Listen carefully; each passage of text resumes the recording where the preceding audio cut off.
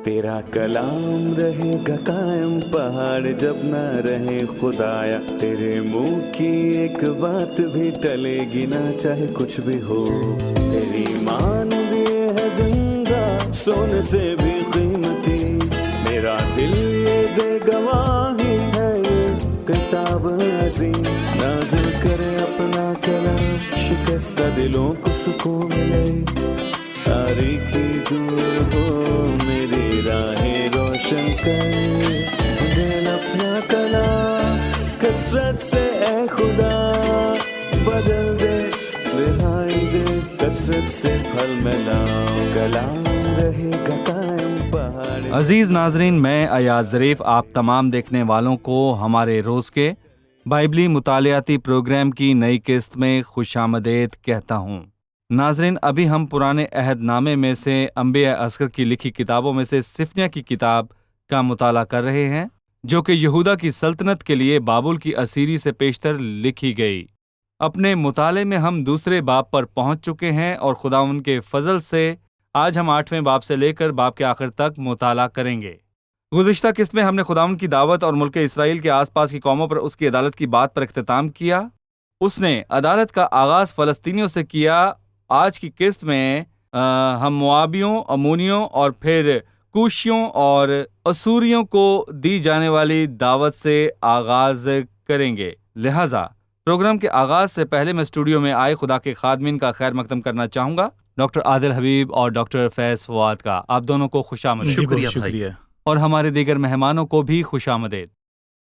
Doctor फैज़, हमें 8वीं आयत से लेकर बाब के आखिर तक की बातों के हवाले से कुछ बताइए। इस हिस्से में खुदा नबी के जरिए अदालत के हवाले से अपनी गुफ्तगू को जारी रखता है जो वो उन कौमों पर करने वाला है जो उसकी कौम को घेरे हुए हैं। कभी कभार खुदा इन कौमों को इस्तेमाल करता है, यहाँ तक कि बुत परस्त कौमों को भी, ताकि अपने लोगों को तंबीह करे। और मैं यहाँ पर यह भी कहना चाहूँगा कि कज़ात की किताब में एक बात बारहा लिखी गई है, सो खुदा की पाकीज़गी का तकाजा था कि उनको तंबीह की जाए जी। और तंबीह करने का एक तरीका ये था कि आसपास की कौमों को भेजा जाए ताकि वो उनको गुलाम बनाए और उनका जीना मुश्किल कर दें। खुदावंद चाहता है कि इंसान मखसूस काम करे, लेकिन वो अपनी शरारत, जुल्म और गरूर की हदों से पार चला जाता है। और ऐसा उन तमाम लोगों के साथ हुआ जिन्हें खुदा ने अपने लोगों को तंबीह करने के लिए इस्तेमाल किया। इसीलिए उन्हें एक खास हद तक जाने की इजाजत दी, लेकिन वो अपने गरूर में हद से पार चले गए। उनकी तजलील और अपनी हद को पार करना खुदा की उनकी अदालत करने की वजह बना। उन कौमों ने ऐसा किया, सो इस हिस्से में नबी उनकी अदालत की बात करता है। वो अदालत जो खुदा उन पर लाने वाला है, यानी मोआब, अमोन और कूश और सूर पर आने वाली अदालत की, कि खुदा उनको सख्त सजा देगा और उनकी अदालत करेगा। ये अच्छी बात है कि हम इस हकीकत पर रोशनी डालें कि खुदा कभी कभार अपनी कौम को तंबीह करने के लिए कुछ कौमों का इस्तेमाल करता है। सही। वो उसके हाथ के औजार हैं। नबूकदनज़र खुदा के हाथ का औजार था जिसे उसने लोगों की अदालत के लिए इस्तेमाल किया, और नबूकदनज़र ने कौम को नापाक किया और खुद को खुदा जानने लगा। तब खुदावंद ने मादी और फारस को इसे तोड़ने के लिए इस्तेमाल किया। आप खुदा के लोगों की तजलील करने वाले किसी भी शख्स से क्या कहना चाहेंगे?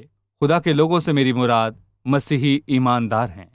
कुछ अक़वाम, कुछ लोग, कुछ मजहबी रहनुमा और कुछ दहशतगर्द तंजीमें सोचती हैं कि मसीही ईमानदारों का खुदा मौजूद नहीं है।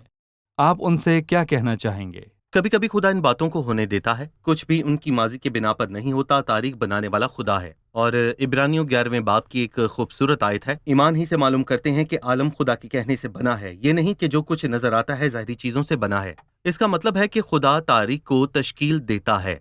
सही। ज़माने खुदावंद यीशु मसीह ने, यानी खुदा के कलाम ने तश्कील दिए, और हमारे आसपास मौजूद चीजों ने तश्कील नहीं पाई, बल्कि खुदावंद यीशु मसीह है जो उसे तश्कील देने वाला है। वही बादशाहों को, वजीरों को और दहशतगर्द तंजीमों को आने देता है, और मसीह ये सब कुछ होने की इजाजत देता है। क्यों? क्योंकि बहुत सी वजूहात हैं, और उनमें से एक ये है कि उसके भटके हुए लोगों को एहसास हो। जब उसके लोग खुदा के तालिब होते हैं तो खुदावंद उन्हें निजात देता है। खुदावंद उन दहशतगर्द तंजीमों की अदालत करता है जिन्होंने खुदा के लोगों की तजलील की। ये तारीख की कहानी है, अफसोस के, जिसे इंसानों ने नहीं जाना। तारीख मसीह की कहानी है, लेकिन लोगों ने इसे नहीं समझा। उम्मीद है कि लोग फिरौन की तारीख को पढ़ेंगे और उसे समझेंगे, और जराकूश और सिनखरिब اور نبوکدنضر اور ہیرودیس کی تاریخ کو بھی جانیں گے۔ تاریخ کو دیکھیں بھی میں کہوں گا جانیں کہ گے۔ مسلین جی اور ہٹلر اور موجودہ حکمرانوں کو بھی جانیں گے جن کی حدودیں خدا نے مقرر کی ہیں۔ خداوند ہی تاریخ کو تشکیل دیتا ہے اور ایماندار کو حق حاصل ہے کہ وہ اپنا سر اٹھائے، نہ فکر کرے نہ خوف کھائے، کیونکہ ہمیں کبھی ہاتھ اور نگہبان نگاہوں کا سہارا حاصل ہے۔ ٹھیک ہے ڈاکٹر عادل، 8ویں آیت میں گفتگو کے آغاز میں مواب اور امون کے خلاف ایک للکار سے کیا گیا۔ میں چند آیات پڑھنا چاہوں گا۔ میں نے مواب کی ملامت اور نبی امون کی لان تان سنی ہے۔ انہوں نے میری قوم کو ملامت کی اور ان کی حدود کو دبا لیا ہے۔ اس لیے رب الافواج اسرائیل کا خدا فرماتا ہے، مجھے اپنی حیات کی قسم، یقیناً مواب سدوم کی مانند ہوگا اور نبی امون امورا کی مانند۔ وہ پرخار و نمکزار اور عبدالآباد برباد رہیں گے۔ میرے لوگوں کا بقیہ ان کو غارت کرے گا اور میری قوم کے باقی لوگ ان کے وارث ہوں گے۔ یہ سب ان کے تکبر کے سبب ان پر آئے گا، کیونکہ انہوں نے رب الفاظ کے لوگوں پر ملامت کی اور ان پر زیادتی کی۔ خداوند ان کے لیے ہیبت ناک ہوگا اور زمین کے تمام معبودوں کو لاغر کر دے گا، اور بحری ممالک کے سب باشندے اپنی اپنی جگہ میں اس کی پرستش کریں گے۔ آپ ہمیں بتائیے کہ مواب کون ہے اور بنی امون کون ہے؟ تاریخی طور پر یہ لوگ کون ہیں؟ انہوں نے خدا کے لوگوں کے ساتھ کیا کیا؟ خدا نے ان کی عدالت کیسے کی؟ دیکھیں بھائی عیاد، اگر ہم پیدائش کی کتاب کو دیکھیں تو ہمیں ان لوگوں کی یعنی امونیوں اور موابیوں کی نسل کا علم ہوتا ہے۔ امون اور مواب لوط کے غیر شرعی فرزند ہیں جو اس کی بیٹیوں سے پیدا ہوئے، جو سدوم اور امورا سے اس کے ہمراہ نکلے، سو وہ زناکاری کی اولاد ہیں۔ اور تاریخ ہمیں بتاتی ہے کہ امونی اور موابی خدا کے لوگوں سے سب سے زیادہ عداوت رکھنے والے تھے۔ جب وہ اپنی حدود کو بڑھانا چاہتے تھے تو ایسا کرتے ہوئے انہوں نے اسرائیلی حدود کا خیال نہ رکھا، یہاں تک کہ ایک حکم ہے کہ کوئی امونی یا موابی خداوند کی جماعت میں داخل نہیں ہوگا 10ویں پشت تک، چونکہ انہوں نے خداوند کے لوگوں کو بے حد ستایا اور دکھ دیا۔ خداوند کو ان کی عدالت اور ان پر لعنت کرنی ہی تھی۔ پوری تاریخ میں ایک بات کسدیوں کی عدالت کی، ایک بار فارسیوں کی، رومیوں کی، اور یہ سلسلہ چلتا رہا۔ لعنت آج تک باقی ہے۔ ان کی حالت اور ملک سدوم اور امورا کی مانند نمک کے گڑھے بن گئے، جس کا مطلب ہے کہ وہ ملک کھیتی باڑی کے لیے اب نہیں رہا ہے۔ شکریہ۔ ابھی ہم ایک رپورٹ دیکھیں گے، پھر مطالعے میں مزید آگے بڑھیں گے۔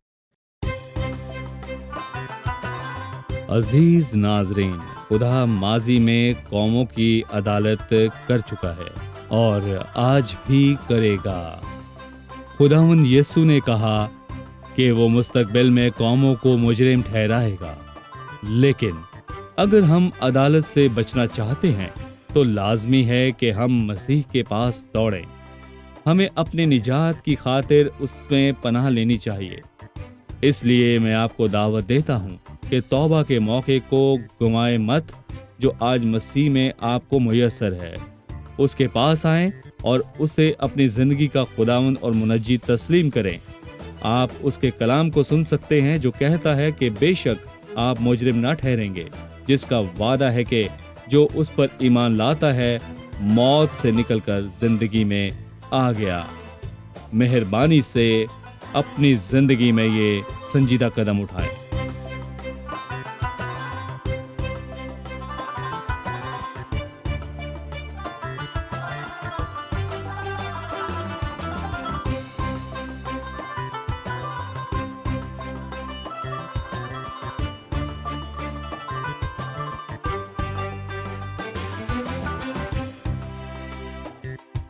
ہم جاننا چاہتے ہیں روحانی طور پر بنی امون اور بنی مواب کیا ہیں، کیونکہ ہم جانتے ہیں فلسطین نامی مسیحت کے علامت ہیں، تو ان قوموں کا روحانی اطلاق کیا ہے؟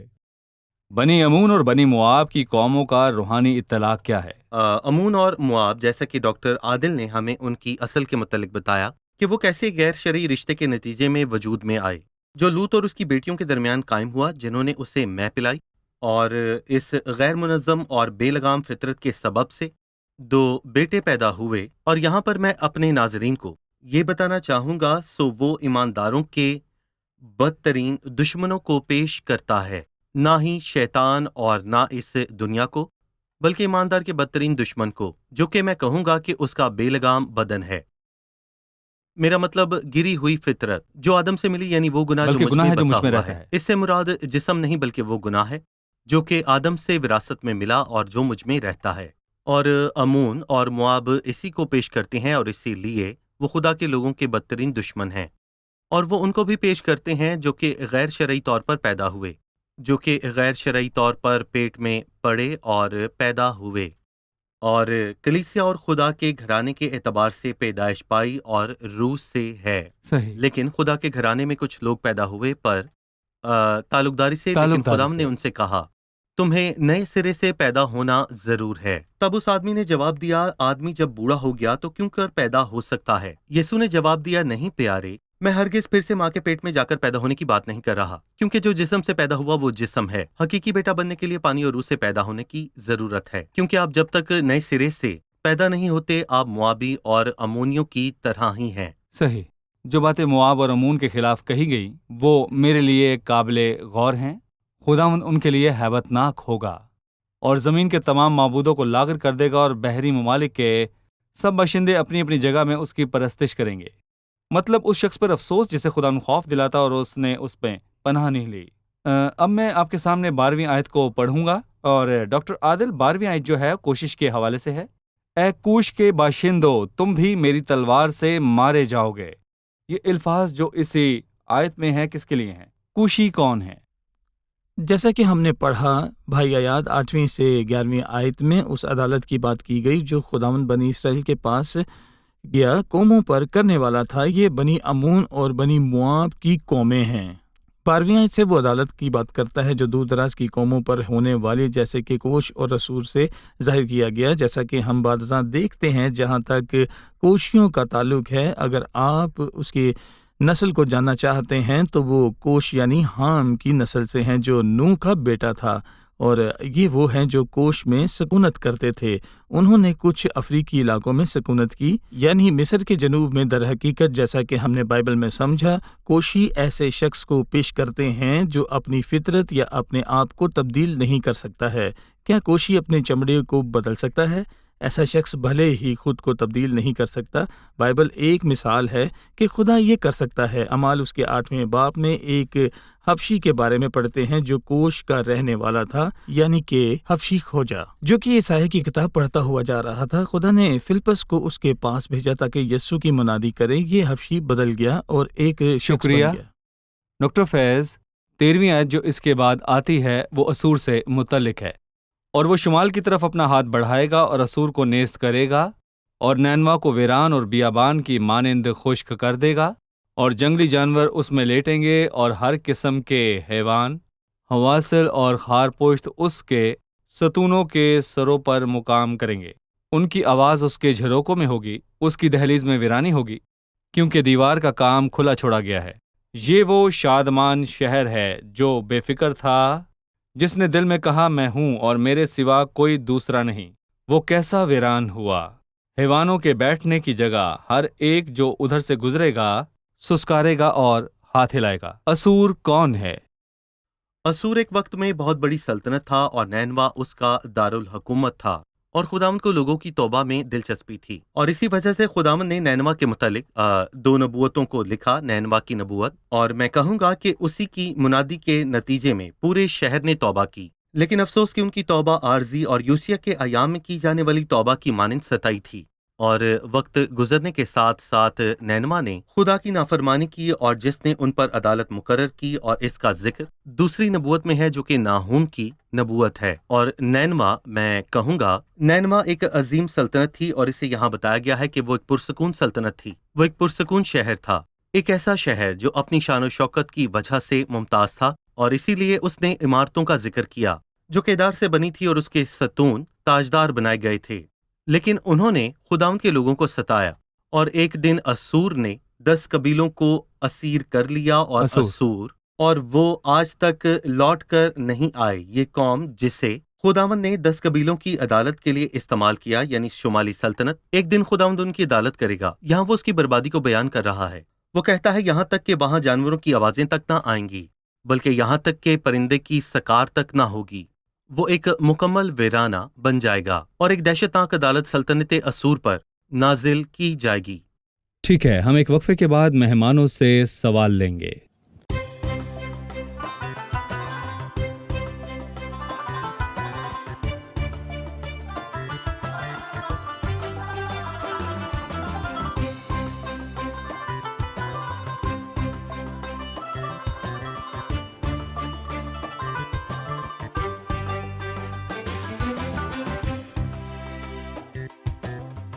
گیارہویں آیت کا آخری حصہ ہے، سب باشندے اپنی اپنی جگہ میں اس کی پرستش کریں گے۔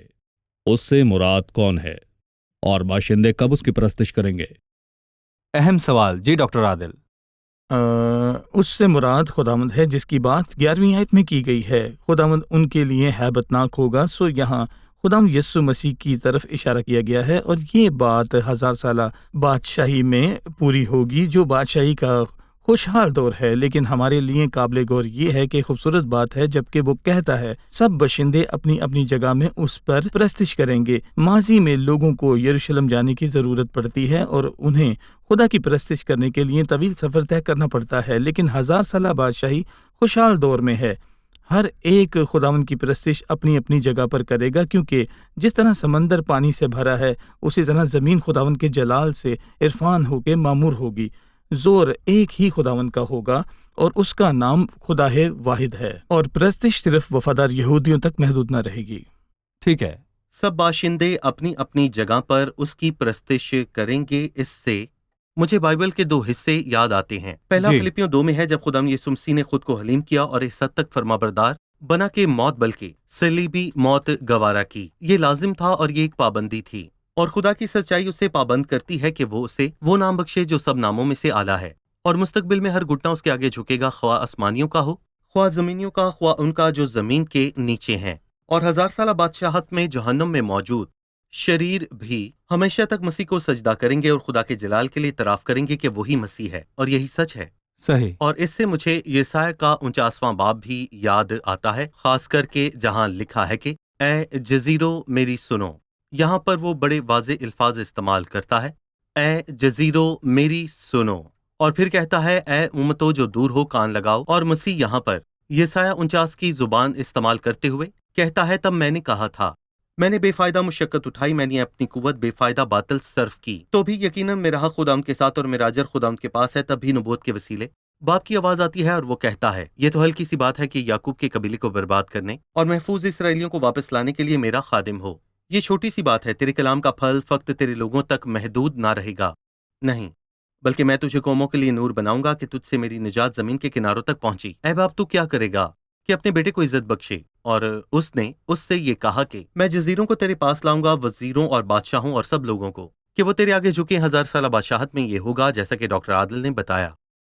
بے شک جو کچھ آپ کہہ رہے ہیں وہ اہم ہے، کیونکہ ان باتوں کی غلط تشریح سے بائبل پڑھنے والے ان الفاظ کا اطلاق موجودہ دور پر کر دیتے ہیں، انہیں سمجھے بنا۔ سو آپ دیکھتے ہیں کہ ایک شخص اس آیت کا غلط استعمال کر رہا ہے کہ سب باشندے اپنی اپنی جگہ میں اس کی پرستش کریں گے۔ سو وہ کہتا ہے کہ زمین خداوند کے جلال کے عرفان سے معمور ہو گئی۔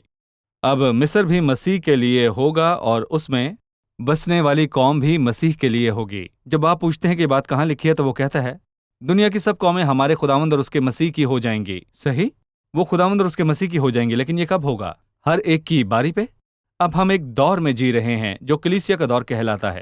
خدا نے قوموں میں سے اپنے نام کے لیے ایک جماعت کو اکٹھا کیا اور انہیں کلیسیا کا نام دیا۔ کلیسیا وہ ہے جو آج دنیا میں موجود ہے۔ مسیح کی پرستش اور عبادت ایک سادہ سی جماعت کرتی ہے جو کلیسیا کہلاتی ہے، لیکن جب تک خداوند کلیسیا کو لے نہیں جاتا، دنیا میں ارتداد کی فضا عام رہے گی۔ دنیا مسیح اور خدا کو رد کرے گی سوائے کلیسیا کے، جو وہ جماعت ہے جو مسیح کی منتظر ہے۔ مسیح کلیسیا سے تعلق میں اس بدن کا سر ہے۔ کلیسیا کے اٹھائے جانے کے بعد مسیح اپنے لوگوں کے ساتھ تعلق کو بحال کرے گا، یعنی اسرائیل کے گھرانے کے ساتھ بطور بادشاہ اور ابن داؤد۔ نہ صرف اسرائیل کے گھرانے کے ساتھ بلکہ بہت سی دوسری قوموں کو بھی لوٹا لائے گا تاکہ ساری زمین پر بطور ابن آدم عظیم بادشاہ ہو۔ سو وہ کلیسیا کے بدن کا سر ہے، وہ اسرائیل اور داؤد کے گھرانے کا بادشاہ ہے، اور وہ دنیا کی سب قوموں کا عظیم بادشاہ ہے۔ اس لیے ایک نشان ہے کہ بہت سی قومیں اس کے پاس لوٹ آئیں گی 1000 سالہ بادشاہی میں۔ جبکہ بین الاقوامی بحالی ہوگی، اس کا مطلب ہے کہ سب قومیں مسیح کو قبول کریں گی اور 1000 سالہ بادشاہی میں اس کے تابع ہوں گی۔ لیکن آج خداوند ایک وفادار اور پرہیزگار بقیہ رکھتا ہے، ایک ایسی جماعت جو اس کے نام میں جمع ہوتی ہے تاکہ اس کی عشاء میں شریک ہوں اور اس کے نام کو ایسی دنیا میں جلال دیں جو اسے اور انہیں رد کرتی ہے۔ سب قومیں اور ہر گھٹنا اس کے آگے جھکے گا، خواہ وہ آسمانیوں کو ہو یا زمینیوں کو یا ان کا جو زمین کے نیچے ہیں، سب اپنی اپنی باری پر مستقبل میں ایسا کریں گے۔ لہٰذا ہمیں بات کے رخ کو سمجھنا ایک چاہیے۔ بات کلام میں لکھی ہے کہ اس میں کلام نہیں کہ دینداری کا بھید بڑا ہے، یعنی کہ وہ جو جسم میں ظاہر ہوا۔ دینداری کا بھید یہ نہیں ہے کہ دنیا اس پر ایمان لائے گی، بلکہ یہ ہے کہ دنیا میں جی، اس پر صحیح۔ ایمان لائے۔ دنیا دھوکے اور فریب کا شکار بددستور رہے گی، اور کہا گیا ہے کہ وہ دن بد سے بدتر ہوتے جائیں گے۔ لوگ فریب دیں گے اور فریب کھائیں گے، اور دنیا مسیح کو فضل اور خوشخبری کی منادی کے وسیلے سے نہ جانیں گی، بلکہ پوری دنیا مسیح کو انتقام کے روز جان لے گی، اور جب خداوند ان کی عدالت کرے گا اس صحیح۔ وقت۔ ڈاکٹر 15ویں آیت کے متعلق آپ سے جاننا چاہوں گا۔ شادمان شہر کا حوالہ دیا گیا ہے۔ یہ وہ شادمان شہر ہے جو بے فکر تھا، جس نے کہا میں ہوں اور میرے سوا کوئی نہیں۔ اس کے ساتھ کیا ہوا؟ دیکھیں، یہ شہر نینوا ہے جو اسور کا دارالحکومت ہے۔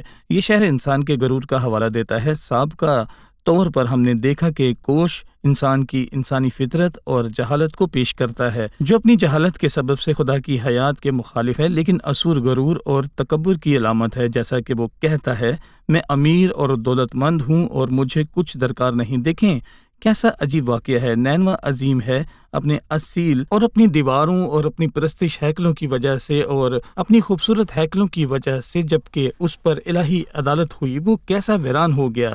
میرا خیال ہے کہ یہ دنیا کی طرف اشارہ کرتا ہے جس میں آج ہم آباد ہیں۔ بڑی اور آسمان کو چھوتی ہوئی عمارتیں ہیں، اس کی بڑی شان و شوکت، اور اس کے باوجود اس کی منزل عدالت اور آگ ہے، اور یہ اس کا خاتمہ اور اختتام ہے۔ ٹھیک ہے، مرتدین اور ہٹ دھرموں اور تردید کرنے والوں کے لیے پیغام دیجیے۔ ہم چاہتے ہیں ڈاکٹر فیاض آپ انہیں ایک آخری پیغام دیں۔ میں انہیں یہ پیغام دینا چاہوں گا جو زندگی میں مگن ہیں۔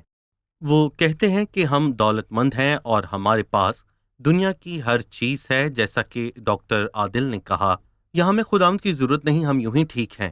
اور وہ اس دولت مند شخص کی طرح سوچتے ہیں جو کہتا ہے کہ زندگی ہمیشہ ایسے ہی رہے گی اور میں اپنے کاروبار کو بڑھا کر مزے کروں گا۔ اور میں ایسے تمام لوگوں کو بتانا چاہوں گا کہ مسیح جلد آنے والا ہے، عدالت کا دن نزدیک ہے، کیونکہ جس وقت ہم ایمان لائے تھے اس وقت کی بنسبت آج ہماری نجات نزدیک ہے۔ ہمارے آس پاس کے تمام لوگ مشکلات میں ہیں اور وہ ہمیں شکست نہیں دے سکتے، نہ دہشت گردی، نہ بڑھتی ہوئی مہنگائی، نہ ہی ظلم، نہ بھوک، اور مستقبل میں آنے والی باتوں میں سے کچھ بھی ہمیں ناکام نہیں کر سکتا۔ یہ باتیں ہمیں یقین دلاتی ہیں کہ مسیح نزدیک ہے اور ہماری نجات بھی نزدیک ہے، اور ہم مصیبت کی لپٹوں کو دیکھتے ہیں جو اس کے ظہور کی علامت ہے، جو کلیسیا کے اٹھائے جانے کے 7 برس کے بعد ہوگا۔ اور یہاں پر میں واضح طور پر یہ بتا دینا چاہتا ہوں کہ یہ تمام چیزیں ظاہر ہونا شروع ہو گئی ہیں، کیونکہ مسیح آ رہا ہے۔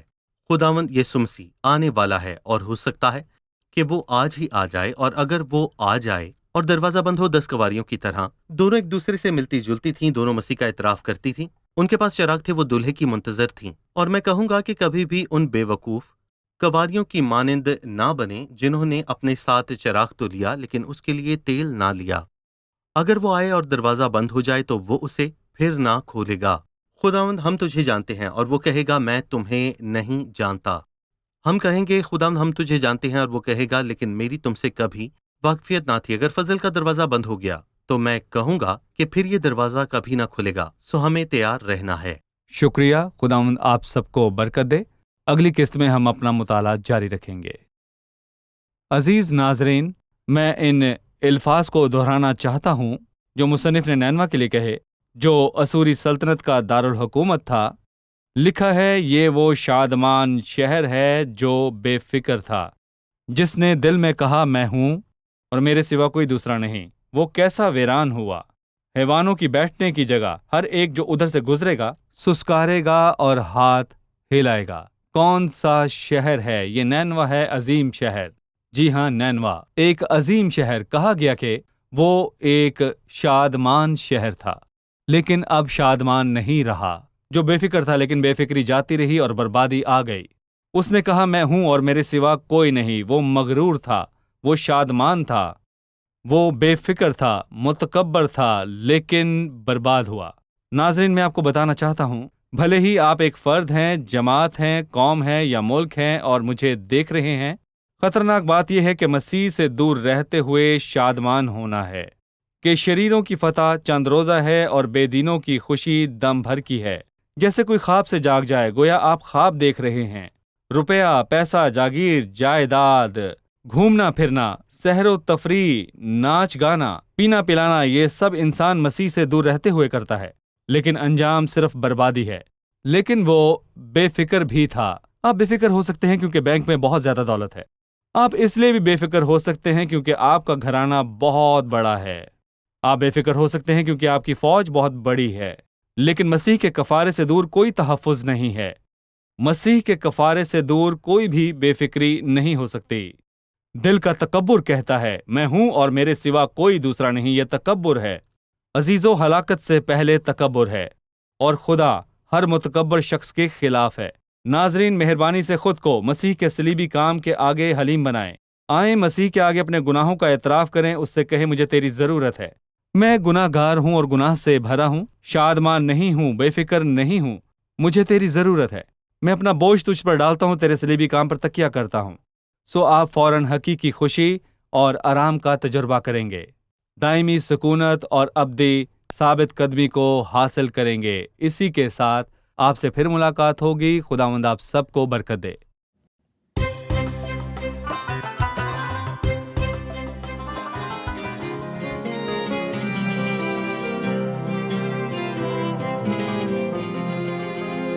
أنت تحطم القيود وأنت تكشف الأسرار، وكل قلب في جمود تلميسه يحال نار. أنت بالحب تسود، أنت تهدم الأسوار وتنجي من يعود. أنت قدوس وبار، والآن أنت بيننا وليس عنا ببعيد.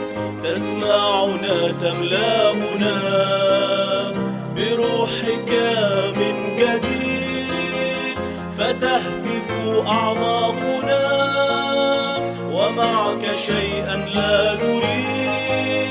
ويشهد سلوكنا بأنك رب مجيد.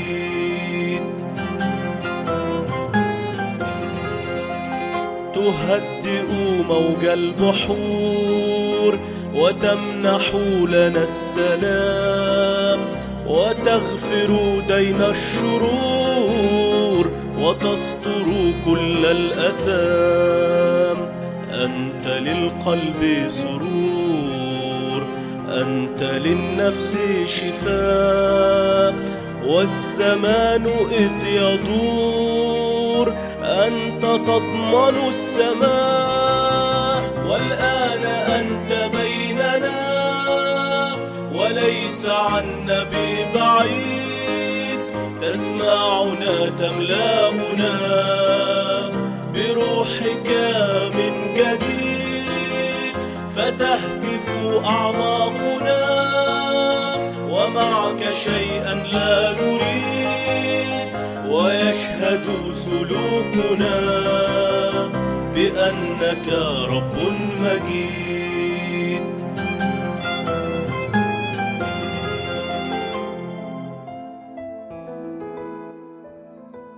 تیرا کلام رہے گا قائم پہاڑ جب نہ رہے خدایا. تیرے منہ کی ایک بات بھی ٹلے گی نہ چاہے کچھ بھی ہو. تیری مان دیے ہے زندہ سونے سے بھی قیمتی. میرا دل یہ دے گواہی ہے یہ کتاب عظیم. نازل کرے اپنا کلام، شکستہ دلوں کو سکون ملے. تاریکی دور ہو میری راہیں روشن کر. دل اپنا کلام کثرت سے اے خدا بدل دے. رہائی دے کثرت سے پھل میں لاؤ. کلام رہے گا قائم پہاڑ جب نہ رہے خدایا. تیرے منہ کی ایک بات بھی ٹلے گی نہ چاہے کچھ بھی ہو.